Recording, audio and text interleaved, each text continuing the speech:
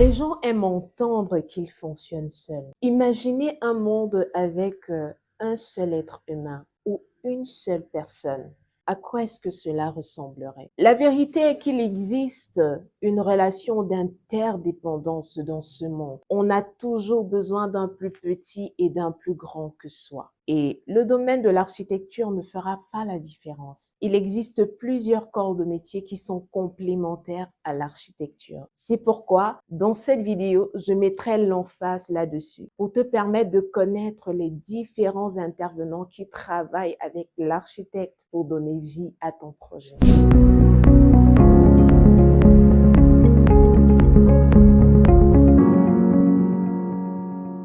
Salut à toi et bienvenue dans cette nouvelle vidéo. Je m'appelle Danielle Joël Kamga et c'est toujours un plaisir de partager sur un sujet passionnant qui est en réalité un jet de notre part pour participer au bien-être de l'homme dans son contexte. Ici, nous parlons architecture, design intérieur, construction, bâtiment, sans oublier la rentabilité du projet, juste pour améliorer ta qualité de vie et t'aider à bâtir de façon durable. Si ce sont là des éléments qui t'intéressent, ne manque pas de t'abonner, liker, activer la cloche de notification afin d'être avisé lorsque nous allons poster une nouvelle vidéo, commenter et partager afin que tes connaissances puissent également en profiter. Et si tu as un projet de construction, ne manque pas de nous écrire en commentaire ou encore d'écrire à ce numéro WhatsApp qui va s'afficher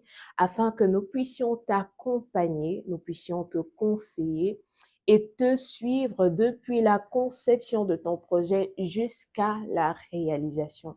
Et ceci peu importe où tu te trouves dans le monde. Il existe plusieurs domaines ou plusieurs corps de métier qui sont complémentaires à l'architecture. Plusieurs acteurs travaillent avec l'architecte dans le processus de construction et ceux-ci sont classifiés par catégorie. Nous avons des acteurs ou des métiers, des corps de métiers liés au domaine de la conception, ensuite au domaine de la construction, le gros œuvre, le second œuvre et enfin au domaine de l'aménagement. Pour ce qui est du domaine de la conception, les métiers liés au domaine de la conception, nous avons premièrement l'urbanisme qui a tout à voir avec la planification urbaine, l'aménagement de la ville, les trames urbaines. Vous allez voir la configuration généralement des villes avec des voies primaires, des voies secondaires, des voies tertiaires.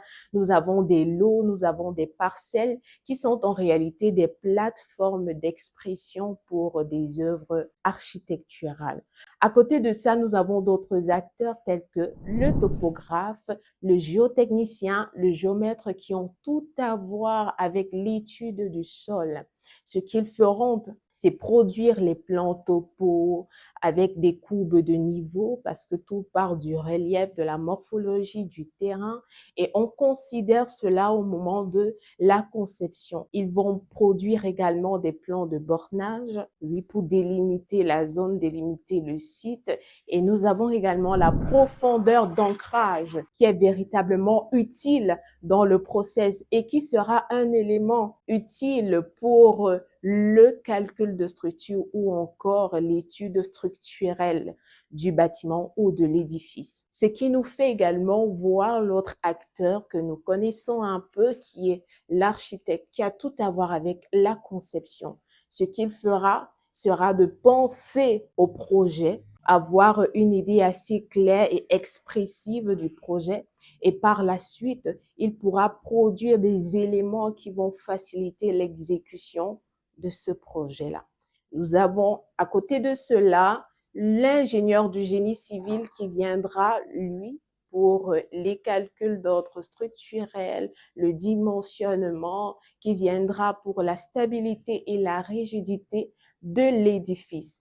Nous avons également l'économiste qui vient pour la rentabilité du projet. Ce sont des phases d'étude de projet. Maintenant, nous avons des activités, j'aurais même dit des acteurs qui sont connexes au domaine architectural. Donc, à côté de ça, nous pouvons parler de du dessinateur en bâtiment. Le dessinateur en bâtiment est celui-là qui crée des plans 2D, 3D à l'aide des logiciels. Nous avons à côté de lui le BIM Manager qui est celui-là qui gère et qui coordonne la maquette numérique 3D avec toutes les informations relatives au projet de construction. À côté de lui, nous avons également l'animateur 3D qui fera quoi? Il fera une simulation en 3 dimensions du projet pour permettre d'avoir les différents angles de vue, que ce soit intérieur, extérieur. Donc, en gros, nous avons ces acteurs qui interviennent dans la phase conception du projet. Après cette phase, nous avons la phase de construction qui est également composée du gros œuvre et du second œuvre. Là, nous avons l'architecte cette fois-ci comme maître d'œuvre, oui, pour assurer le bon fonctionnement du projet, la réalisation du projet selon la conception faite. Également, il joue le rôle de contrôleur. Il vient contrôler les travaux de façon à ce que cela soit fait en bonne et due forme. Nous avons l'entreprise de construction qui lui a pour objectif d'exécuter les travaux. C'est lui qui réalise les travaux. Après cette phase, nous avons la troisième, qui est encore la troisième catégorie, qui est constituée des métiers liés à l'aménagement. Là, nous avons l'architecte d'intérieur, nous avons le designer de mobilier, nous avons le paysagiste, nous avons l'environnementaliste. Donc, en gros, voilà les acteurs qui interviennent avec l'architecte pour donner vie à ton projet. Et chaque personne a un rôle à jouer. En fonction de la grandeur, de l'échelle du projet, nous allons voir au fur et à mesure un bon nombre d'acteurs intervenir.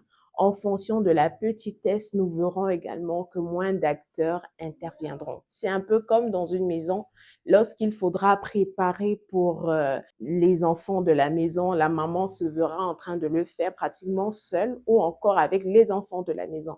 Mais lorsqu'il s'agit de recevoir beaucoup de personnes, disons 50 à 100 personnes ou même encore un grand événement, nous verrons qu'on fera appel à plusieurs personnes qui viendront comme pourquoi participer à la réception de toute cette plage de personnes que nous avons à convier ou même encore à honorer de par nos plats ou nos mets. Et ceci est idem dans le domaine de l'architecture. Il y a plusieurs personnes qui interviennent. Alors, il est impossible que quelqu'un te dise que pour ton projet d'architecture, je suis la seule personne à travailler. Vraiment, je vais tout produire. Ne t'inquiète pas, je ferai tout. Non. Même si elle fait tout, peut-être elle parle d'elle en tant que personne responsable de l'équipe, mais sinon, il y a toute une équipe qui travaille à donner vie, à rendre ton projet fonctionnel. Alors, nous sommes venus au terme de cette vidéo. Nous te disons merci pour ta belle écoute et par la suite, nous te disons très prochainement pour une prochaine vidéo, pour une autre vidéo assez pertinente qui te permettra encore d'être assez avisé et de connaître comment fonctionner pour ton projet de construction. Votre compagne fidèle, prête pour donner vie à vos rêves. Danka Architecture and Design, elle s'offre à vous pour des conseils, l'assistance dans le choix du site, la conception 2D et 3D, l'aménagement et design intérieur, les rendus, les simulations, les devis quantitatifs et estimatifs, la maîtrise d'œuvre comprenant suivi et contrôle du chantier et la mise à disposition d'une équipe compétente pour la réalisation de son projet de construction. Danka Architecture and Design, laissez parler vos rêves et façonnez votre avenir.